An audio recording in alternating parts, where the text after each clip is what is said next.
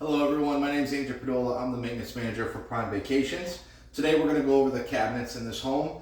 They tend to be a little tricky, so we want to make this video so you have a good understanding of how to open and close them. So you'll take a look at this one. You're going to push in to open the cabinet up.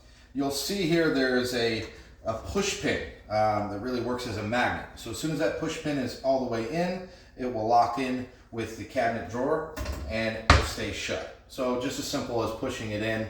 Sometimes people will go like this to shut it and it will just bounce back. You need to actually push it all the way in and it'll remain closed.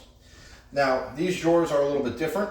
You'll give them a push to start. The drawer will open up for you automatically. If you try to push it in gently, the drawer will come back open.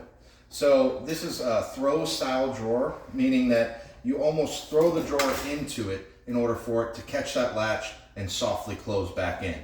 So again, give it a push, the drawer will open, and then to close it, you kind of just want to throw the drawer in and it will softly close. Any questions, give us a call. We'll have someone come by and show you if you need more assistance. Thank you.